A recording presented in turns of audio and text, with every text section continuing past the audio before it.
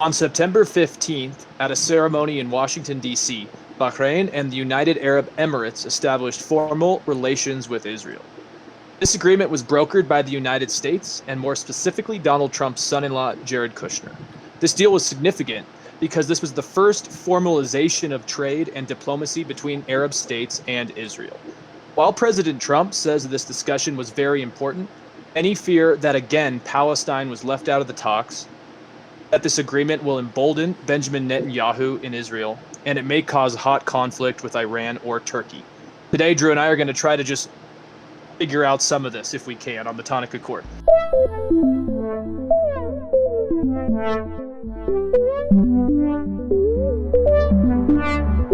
What's up, Drew? How are you?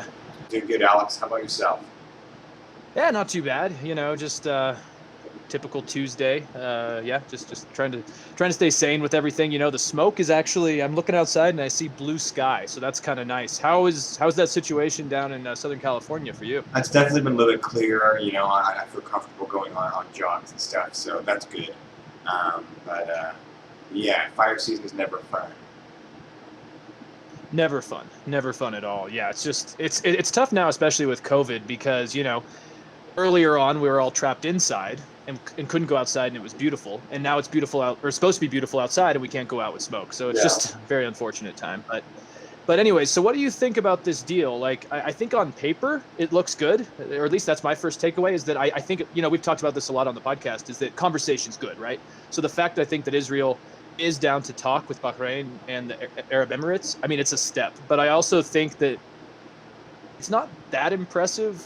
So I'm curious to just kind of get your initial take. Yeah.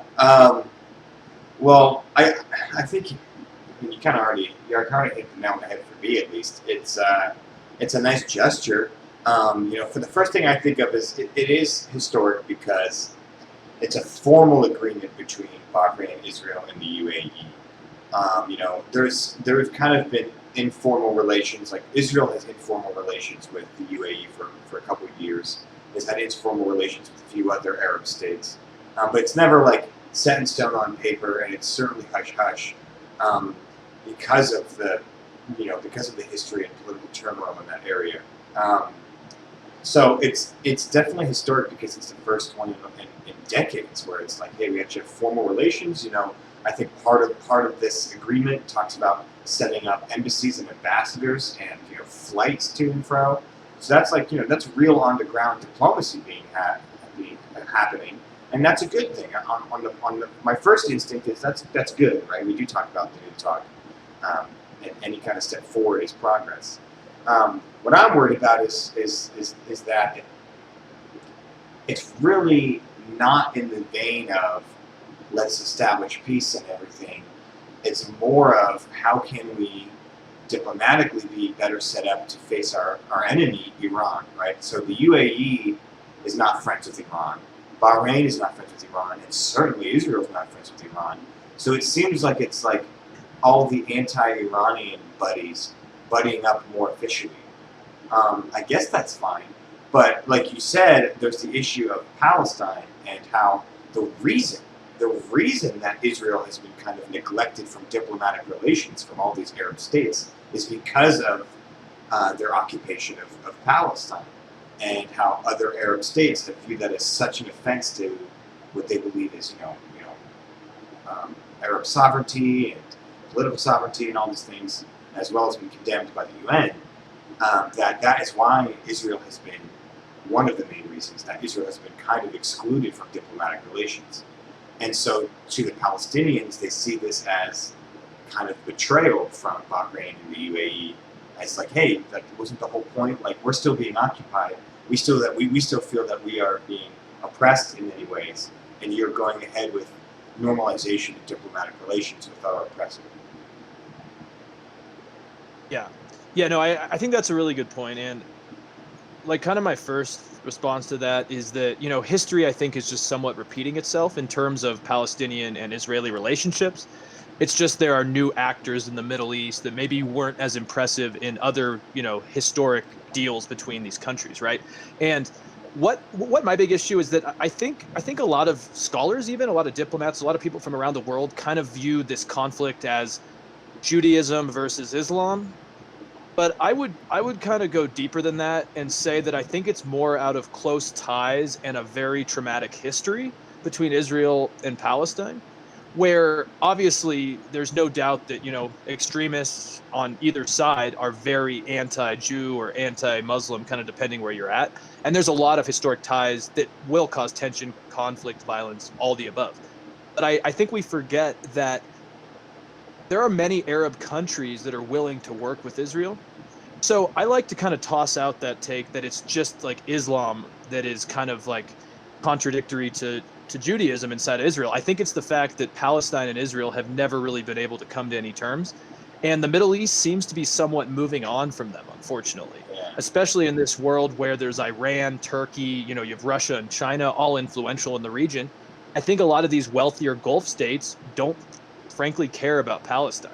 And this sounds like very similar to almost every agreement that has happened in US, Israeli, Palestinian, and just world history, is where they call it, I forget what it's, it's basically this idea where there's always an empty seat for Palestine at the table. And, in the past, it was always Egypt who talked with the US to broker deals between Israel and Palestine, but the Palestinians were never allowed into the room. And now we just replaced Egypt with Bahrain and the UAE, right? So it's a similar idea where these wealthy, big Arab states, because they're recognized by Israel and the world as an actual country, they're able to kind of do the bidding for Palestine. And so we're just caught in this circle. And, I think you're also right, too, on the fact that this does seem like a strategic alliance, because these guys already have been talking for years, right? So there's nothing just like, oh my gosh, they're talking now. To me, it's more like they're afraid of Iran and Turkey, and right. This is important for them. So I think that's a really good point you had.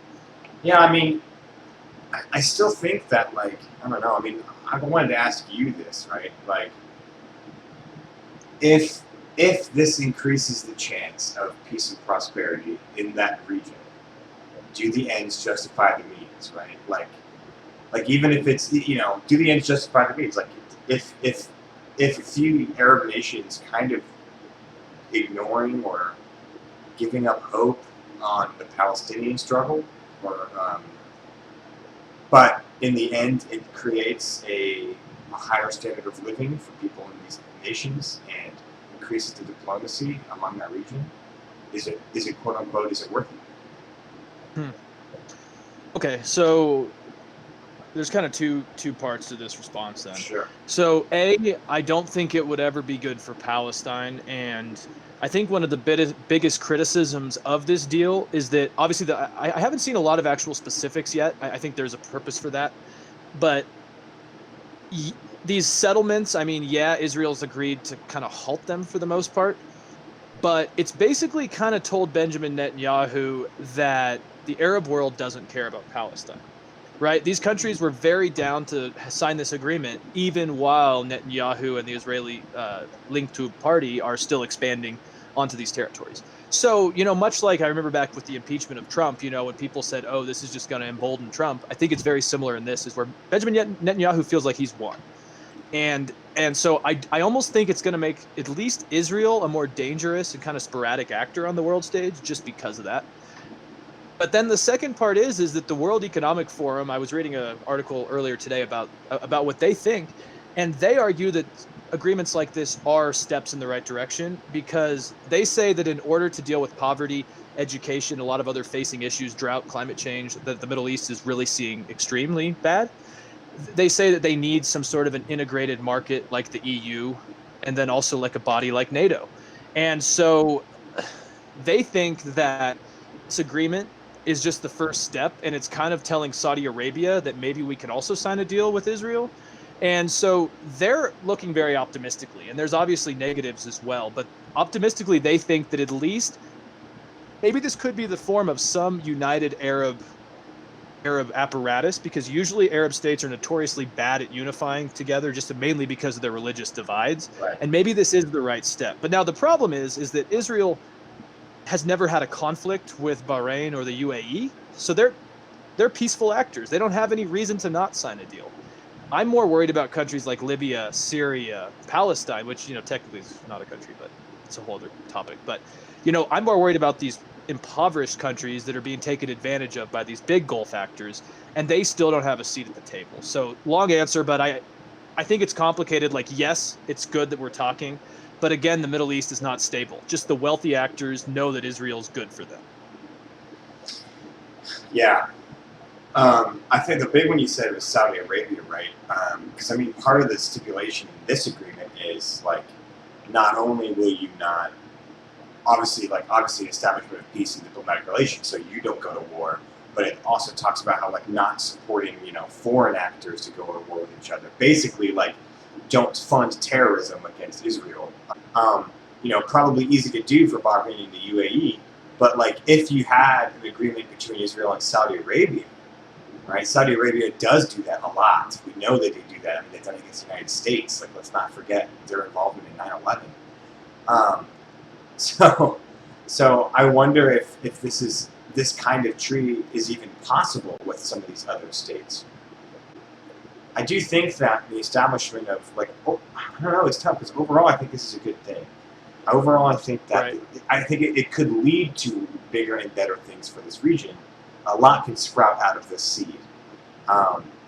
However, I am worried that, I am a little bit worried about the neglect of human rights, like we talked about. I mean, you had mentioned part of the stipulation of the agreement was that, it says here, under Israel's deal with the UAE, it is agreed to suspend annexation, so not end, but suspend annexation of Palestinian lands.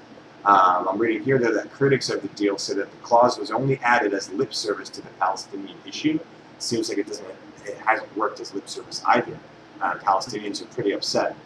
But if you look at domestic Israeli politics, their plans on annexations are kind of still going ahead. And many politicians still say that annexation plan is a priority.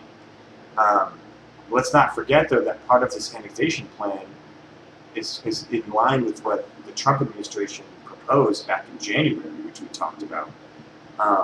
So it is interesting that, like, you have all these, like, the plan to annex Palestine is still going forward, even though it's been condemned by the international community. It's still kind of supported by the United States. And with these nations, Bahrain and the UAE, in a weird way, it's kind of a stamp of approval, right? It's like, hey, look, like, we got to deal with our own stuff, so we're willing to overlook that. We put in a little stipulation that you'll suspend annexation. But anytime Israel has agreed to suspend annexation in the past, it was only for a limited amount of time, and they were pretty quick to go against it. I mean, countless agreements have been kind of thrown under the bus between Israel and Palestine. Right. And yeah, the Economist had a good point. Like, I'll just read it directly from the text, but they say most Arabs no doubt remain sympathetic to the Palestinians, that there has been a gradual softening of opinion. Most Arab states are suffering from political and economic crises, exasperated by a power struggle between Iran, Turkey, and the Gulf states. The Palestinian cause no longer arouses the passions it once did. So the Economist says, and it's a really good article, so I'm just going to quote it directly. It says that most Arabs no doubt remain sympathetic to the Palestinians, but there's been a gradual softening of opinion. Most Arab states are suffering from political and economic crises, exasperated by a power struggle between Iran, Turkey, and the Gulf states. The Palestinian cause no longer arouses the passions it once did. And I think that's kind of just the sad reality of where we're at, is that the world, I almost feel like this was kind of a flaw in the initial stages of the Israeli-Palestinian conflict, was that it needed to be solved almost off the bat, because you've almost had Israel moving in a great direction towards, like, wealth and progress, and Palestine's been stuck. And it's like the world, unfortunately, has moved on. Yeah. And I know that sounds cold, but I think that's just kind of where it's at. And I do like what you were saying about Saudi Arabia, because I think you're right that they are a completely different actor than, Bahrain and the UAE, like, just in about every potential, like, reason. But there is something called the normalization sermon, and it's come out of Saudi Arabia, and I'm going to butcher his name, but it's Mr. Al-Sudais, who's the Imam of the Grand Mosque in Mecca. He's used this as basically saying that we need to become friends with our Jewish neighbors, and that's the best way to convert them.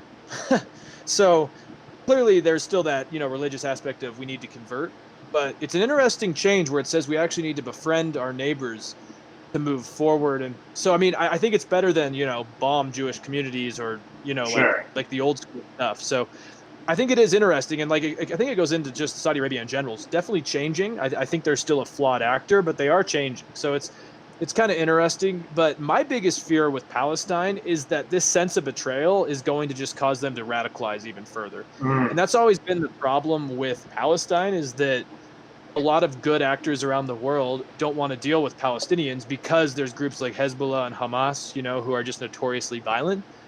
And I've always said, I think we talked about this last time we talked about the Middle East, was that Palestine needs a better PR. Basically, they need to be more political than protest, riots, and violence. But I think this is just going to push them down that road even further.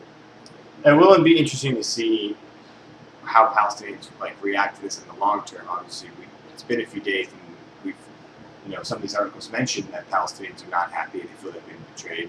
I'm looking at it right now, but yeah, longer term, how this will kind of matter in the ongoing conflict. I also thought it was really interesting to hear about Turkey's Erdogan's response, right, and how he's kind of becoming this champion of the Palestinian conflict. I think for him, it's just to get domestic support among more Islamist right-wing nationalists in Turkey, right? I think it's political for him.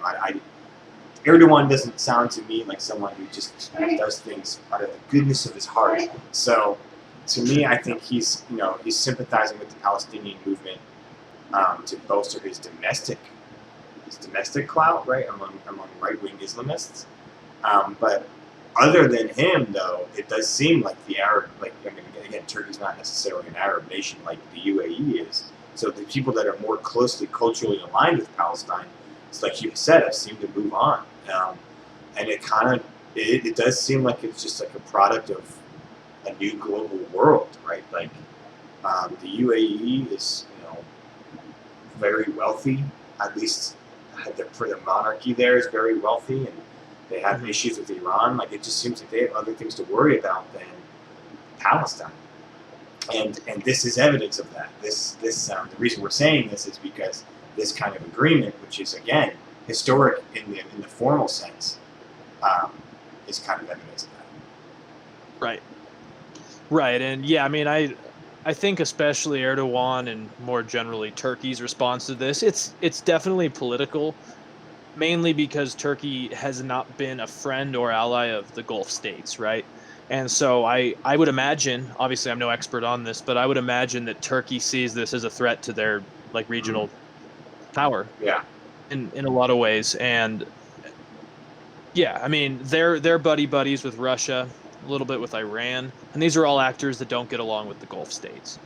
And that's why I really do see that actually, in a weird way, this agreement could lead to more violence instead of less, mainly because now Israel is an official fighter in the Arab Gulf fight against Iran. If that makes sense. Like, they are now officially on paper in allegiance with these actors who are definite enemies of Iran.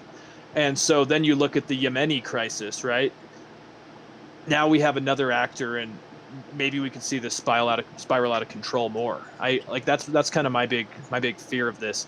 And I think you're right, is that unfortunately the world has somewhat moved on. And that's where I would hope that a country like the United States would just try to be an honest broker here. But I think this goes back to Trump's thing, is that yes, he gets results if the bar is at zero. Like, this is a half-assed deal. Pretty much like every deal internationally that Trump has done. Right, like the Korea one. Yeah. Yes, it's great for style points for his voters, especially in an election year. But what's it actually accomplishing? I mean, I imagine that Trump's just trying to appeal to the Jewish vote. And obviously a lot of Jewish voters are Democrats. So I don't know. I just think it's half-assed. It really didn't solve anything, but it looks good. And he took a photo in front of the White House doing it. Yeah, I mean, I've seen posts and headlines that are from right-wing, very right-wing sources that are talking about how Trump is the only president to broker real peace in the Middle East. Um, Ugh. and it's like, let's not put the wagon in front of the horse, right? Like this is an on paper. This is just a paper document that's signed by Bahrain and the UAE. Like, let me know when Let me know when you get some real peace between some of these nations. So, um, again, it's a good step. I think it's an interesting step. Like, I do think that there's benefits here, right? Like I said about establishing ambassadors, making it easier to trade and to travel between these nations. That's all good things. I'm for an open world where you can travel and trade. But again, yeah, it does seem like the Palestinian issue is kind of being brushed under the rug. And again, that the only thing we've really seen a mention about it from the Israeli side is, oh, well, we'll suspend annexation. For how long? And even will you? I mean, you've said that before. So, like you said, as far as Trump's concerned, yeah, I think that, one, like you said, he might be going for the Jewish vote. Two is just support of Israel just pulls really well with Republicans, right? So support of Israel is definitely something that his base will like. And I also think that he likes to have a good personal relationship with Netanyahu. So that goes to that. It is. You know what's funny is I was thinking about that question we had on our political compass test that we took last week, where it says, the enemy of my enemy is my friend, right? And how much do you agree with that statement, strongly or not? And it seems like when dealing with the Middle East, you have to believe that. You really, everyone in the Middle East has to subscribe to the idea that the enemy of my enemy is my friend, because it seems like that's what everyone's doing, right? Well, we don't like I mean, I bet if you asked behind closed doors if Bahrain and the UAE wants to be allied with Israel, they probably say no, but they probably need it. They need it. Everyone's an enemy of the enemy, but so everyone becomes friends. I don't know. I hope that the ends justify the means here. I do hope that there's more attention given to the Palestinian issue, but it seems like they're just going to be brushed aside while the Middle East moves forward. Yep, and Fareed Zakaria, who's I'm sure I've said it before, the only real commentator on CNN that I truly love watching, he basically said that this might be the new Middle East. Like I think a lot of the historic Middle East was a lot of Ottoman influence, right? Turkish influence, Saudi influence. But now we are Iraqi, going back, but we are seeing kind of a change of guard. And just to be positive, because we're in such dark times right now, I do think that maybe some of the actors, these small countries that are oil wealthy and really don't have a history of that much conflict in the region, maybe they are the ones who should be brokering, peace deals. Obviously, I don't think it's the right step, because obviously eventually you're going to need to bring in groups like Iran and Saudi Arabia. But who knows? Maybe this is a new form of diplomacy. And I'll just leave my closing thoughts here is that I read some excerpts online from a book called Embracing Israel and Palestine, a strategy to heal and transform the Middle East. And it basically talks about how a common flaw, and I think we basically talked about this already, but it's just that there's a common flaw amongst international and foreign diplomats, that they think that, an arms deal or reestablishing borders is going to fix the Israeli-Palestinian crisis. But, as we've talked about in so many different themes throughout this year, trauma is key. Historical trauma leaves an impact on the moment, on the present situation. And there's so much violence and hatred amongst these two groups that until they actually deal with the trauma of their past, I think all these things are arbitrary. Yeah, and especially an outside force brokering these deals is not going to bring the lasting change that it would with an internal kind of self-reflection. You're definitely right. I mean, we saw that with Armenia and Azerbaijan. We talked about that same thing with India and China to a certain extent. And certainly the biggest example is Israel and Palestine.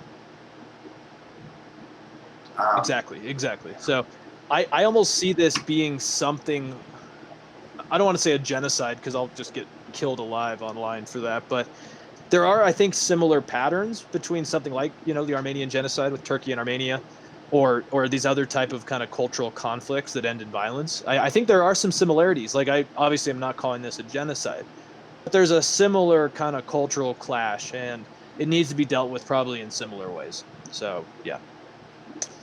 Fun stuff. Yeah, but I do, again, this ends justified the means idea that does every diplomatic deal between nations, the Gulf states or just Middle East in general, does every international deal have to mention Palestine? I mean, I don't know. It's just weird because it's like I understand how the Palestinians feel portrayed, right? Again, like another point to that is under the 2002 Arab Peace Initiative, right here I'm highlighting, Arab nations declared Israel would only receive normal ties in return for statehood, deal with the Palestinians, and end the occupation. That obviously has not happened, and now Arab nations are getting into normal ties, right? So they gave up on that. But I wonder, like, can we blame them? Like, I mean, if you see something where it's such an entrenched conflict, there really has been no real movement. Why would you then just be like, well, like if I can take a beneficial deal for my nation, and improve ties and improve economic ties, like do I have to deal with Palestine all the time? And I guess that's a question for the Arab states. And the answer to Bahrain and the UAE, I guess, is no. But I don't know. It's just like as far as like overall long-term diplomacy, if you have a good deal, you take it, right? I don't know. I'm weirdly like. To me, it seems like this Israel-Palestine thing is so entrenched and will always be an issue. Do we have to bring it up at every conversation of diplomacy? Well, I actually think that's a really good point you bring up, mainly because, like I think kind of one of the themes of this episode has been is that the Middle East is moving on from Palestine. And obviously, there's the side that we've, I think, focused on, which is that it's really hard to address their problems, and there is oppression and kind of a silencing of the Palestinian voice.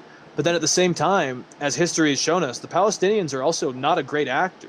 Like I think it was in the Oslo Accords back around 1990. I don't have the date in hand, but as I recall, the Palestinians were the ones who walked away from the table. They walked away from the discussion. And there's a lot of stories about that throughout, kind of the history of Israel and Palestine, at least in the modern context of it. Palestine, yeah, Israel's not good, but Palestine also has not been willing to work with them, and they almost seem to find that that they need to use brute force in the terms of terrorism, violence, protest, and it makes it really hard if you're an Israeli Jew to want to sympathize with that when you're seeing car bombs, violence, bombs from Hamas and Hezbollah coming from Lebanon. Like that's some sketchy stuff, and I think that the Palestinians have in some ways dug their own grave. But then again, you learn that in international relations, and states don't have soft power, they use brute force.